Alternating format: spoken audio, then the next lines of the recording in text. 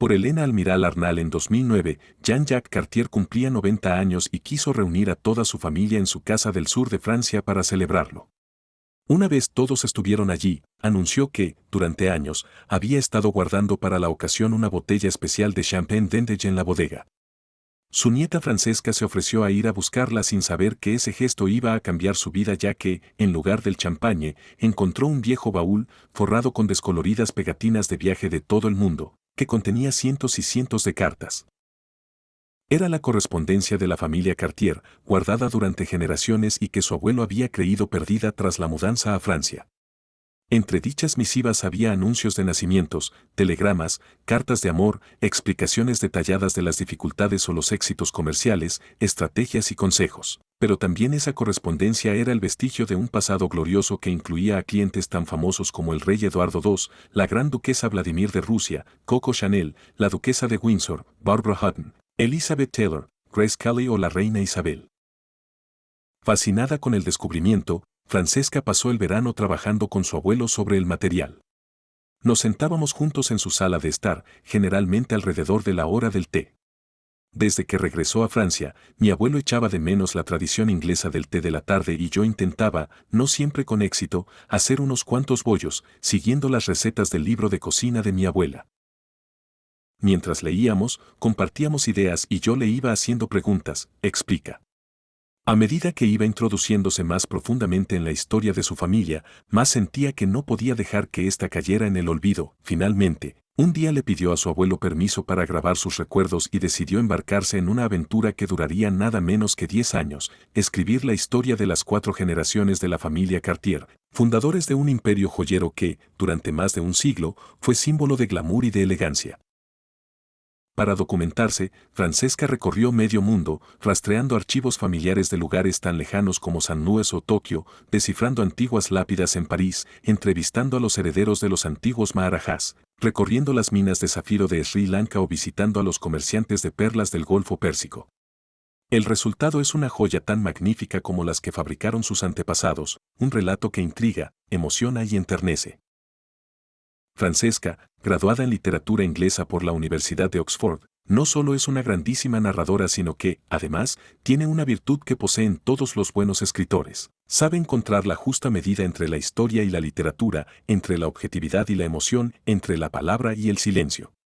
El amor por su abuelo se destila desde las primeras páginas del libro, pero el relato se aleja de cualquier sensiblería para explicar objetivamente los altos y bajos de una familia cuyos lemas fueron, desde los inicios, nunca copiar, solo crear o ser muy amables, consejo que el fundador, Louis Francois Cartier, dio a su hijo Alfred y este transmitió después a sus herederos, Louis, Pierre y Jacques.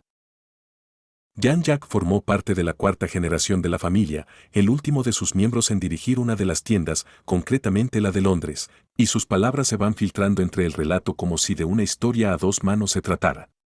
Francesca escribe con y por su abuelo, lo que da a la narración un toque no solo de autenticidad sino también de ternura. Tras la lectura, uno casi siente que forma parte de la gran familia Cartier que incluye a los dueños pero también a empleados y clientes. Creada en París a finales de la década de 1840, lo que empezó siendo un pequeño taller de joyería se acabó convirtiendo en una importante firma, icono de lujo, que el rey Eduardo VII describió como el joyero de los reyes y el rey de los joyeros. Y fue gracias, sobre todo, a 3 hermanos que decidieron no olvidar nunca su sueño de convertir en un imperio la empresa que habían heredado de su padre, Alfred. Las innovaciones y el genio de Louis, la visión de Pierre y los conocimientos sobre piedras preciosas de Jacques se conjugaron para hacerlo realidad. Y hoy, 2 siglos y 6 generaciones después del nacimiento de Louis Francois Cartier, su tetranieta Francesca ha recuperado la historia de esta fascinante familia y ha escrito un libro que toda persona interesada en el deslumbrante mundo de la joyería debería leer, Los Cartier. La historia jamás contada, asterisco. Elena Almiral Arnault, ¿cuándo decidiste escribir este libro? Francesca Cartier-Brickell, mi abuelo, Jean-Jacques Cartier, fue el último de los Cartiers en poseer y administrar una sucursal de la empresa, Cartier Londres, antes de que se vendiera, pero se jubiló justo antes de que yo naciera. En las vacaciones de verano que pasé con él cuando era pequeña, solía contar muchas anécdotas, sobre todo historias divertidas relacionadas con el negocio familiar. La autora del libro, Francesca Cartier. Sin embargo, la idea del libro surgió más tarde. Hace unos 10 años, en el cumpleaños número 90 de mi abuelo, me topé con un viejo y maltratado baúl de viaje en su bodega, mientras buscaba una botella de champagne. Dentro, había cientos de cartas perdidas hacía mucho tiempo, que databan de más de un siglo atrás y contaban la historia de 4 generaciones de mi familia y de la empresa que habían fundado. Pasé el resto del verano leyendo esas cartas con mi abuelo y, de repente, esos antepasados que estaban en los marcos de fotos de su casa, pasaron a cobrar vida. En ese momento, me di cuenta de que no podía simplemente cerrar el baúl y dejarlo allí durante más tiempo. Esta era una historia que merecía ser contada, aunque solo fuera para mantenerla viva por mis hijos.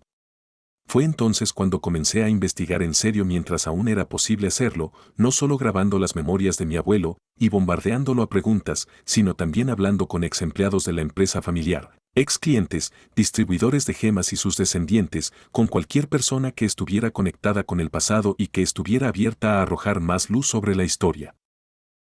El rey Alfonso XIII de España, pillado por la multitud tras detenerse en una tienda de Cartier, concretamente en el número 13 Rue de la Paix.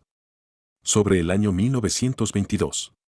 Imagen, Keystone France, Gamma Keystone /diagonal Gary. ¿Qué fue lo más sorprendente que te sucedió durante tu investigación? FCB, bueno, hubo muchos descubrimientos inesperados en el camino, como uno podría imaginar al desentrañar más de un siglo de historia. Hubo un episodio impactante en la década de 1930, el robo de un collar en Cartier Paris amenazó con dividir a la familia. No nombraré al acusador ni al acusado aquí ni contaré la historia para no hacer un spoiler a los que aún no hayan leído el libro, pero puedo decir que fue tan inesperado y produjo tanto drama que si lo hubiera leído en una novela o lo hubiera visto en una película, probablemente habría pensado que era demasiado descabellado para ser creíble. En general, una cosa que me sorprendió fue cómo las mujeres Cartier, en gran parte, olvidadas en la historia, desempeñaron un papel crucial en el crecimiento del negocio. Los matrimonios estratégicos ayudaron a mantener la empresa a flote en los difíciles primeros días y, después, impulsaron su expansión. Como ejemplo, cuando Louis Cartier se casó con una mujer de la dinastía Ward, del mundo de la moda, en 1898, Cartier era solamente un pequeño joyero parisino, pero el vínculo con el mundialmente famoso Ward le abrió las puertas a una base internacional de clientes. Cuando el banquero estadounidense J. P. Morgan supo que la nieta de su difunto amigo Charles Frederick Ward se iba a casar con Louis, llamó al futuro novio, le prometió ser cliente en el futuro y le compró $50,000 de joyas en el acto. Eso fue una gran prebenda para los entonces poco conocidos Cartiers, que intentaban desesperadamente entrar en la gran liga internacional. He leído que viajaste a muchos países para documentarte. FCB, sí, para reconstruir la historia de la mejor forma posible, he viajado por todo el mundo tratando de aprender cuanto pudiera sobre el negocio de la joyería y de encontrar tantas perspectivas como fuera posible. He conocido a diseñadores de joyas de edad avanzada, vendedores de perlas que trabajaban para mis antepasados en Londres, París y Nueva York. He pasado tiempo con los descendientes de sus clientes en todo el mundo, desde maharajas en India hasta herederas en Estados Unidos o miembros de la realeza en Europa. Y he seguido los pasos de mi bisabuelo Jacques Cartier, usando sus diarios como guía. Al igual que él, pude ver perlas en el Golfo Pérsico, caminé descalza por templos orientales, vi zafiros en las minas de Sri Lanka y visité los mismos majestuosos palacios que le impresionaron en la India. Por ejemplo, no hace mucho visité Kapurthala, en India, para ver el antiguo palacio del Maharaja Jagadhit Singh. El Maharaja de Kapurthala era un apasionado francófilo que viajaba mucho, hablaba francés y escribía sus diarios en esta lengua. No es de extrañar que fuera cliente de Cartier. Su adorno de turbante de esmeralda de 1927, en la foto de abajo, es legendario.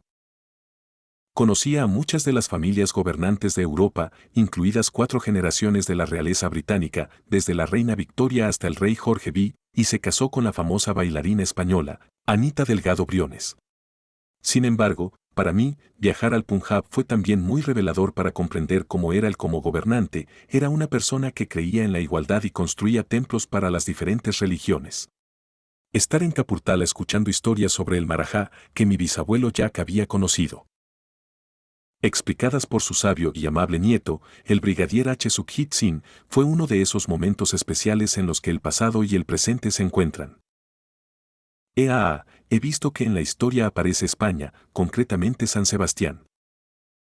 FCB, C. Lewis, el mayor de los tres hermanos Cartier y el creador de muchas innovaciones como el reloj Tank o los relojes misteriosos, pasó mucho tiempo allí. Desde mediados de la década de 1920, dividió su tiempo entre San Sebastián, Budapest y París, al menos hasta que la guerra civil complicó las cosas durante un tiempo en España. Su casa de San Sebastián, Villa San Martín, que daba al mar desde la vasca región montañosa, era un lugar icónico en el que tenías la mejor vista del mundo, que abarcaba tanto el vasto panorama del mar Cantábrico como las colinas más allá. Durante la década de 1930, Louis sufrió episodios de mala salud y disfrutó la oportunidad de escapar del ritmo frenético de la vida laboral en París y pasar unas vacaciones más relajadas junto al mar. Ningún otro lugar, escribiría más tarde un entrevistador español, podía satisfacer la ansiedad del espíritu inquieto de Louis Cartier, que necesita ver el sol de España desde su villa en Monte Higueldo, para ser completamente feliz.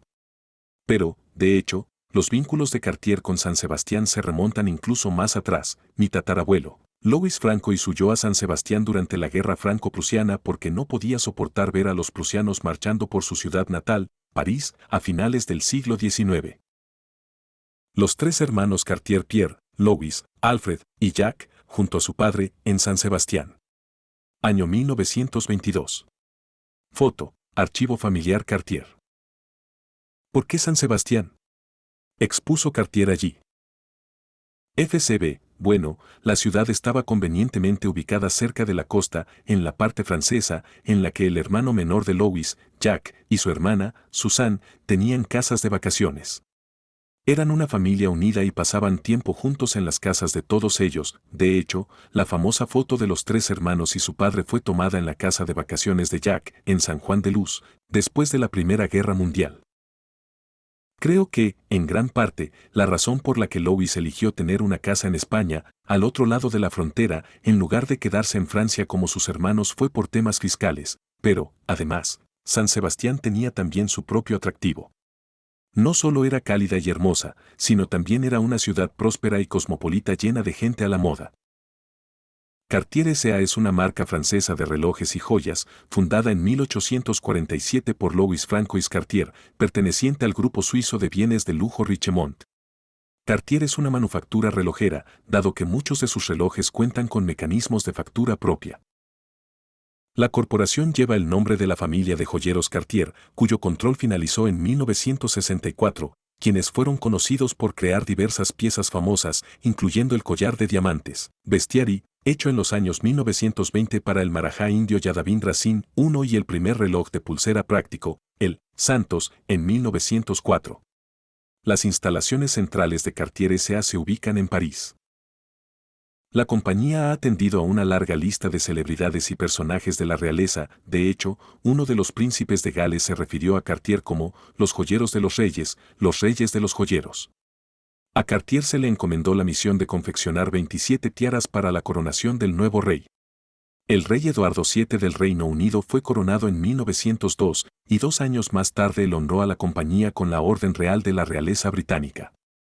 Similares órdenes continuaron de diferentes países, como España, Portugal, Rusia, Tailandia, Grecia, Serbia, Bélgica, Rumanía, Egipto y Albania, además de la Casa de Orleans y el Principado de Mónaco.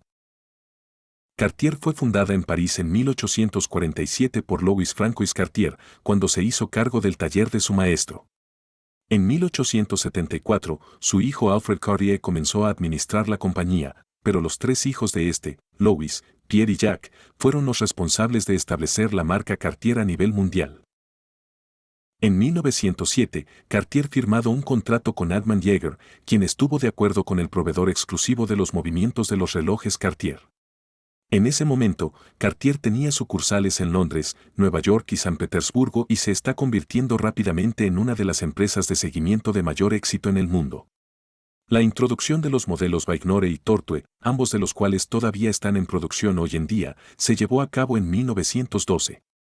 El reloj Cartier tanque, diseñado por Louis Cartier, fue inspirado en el tanque Renault de reciente introducción en el frente occidental. Esta línea también ha sobrevivido hasta nuestros días.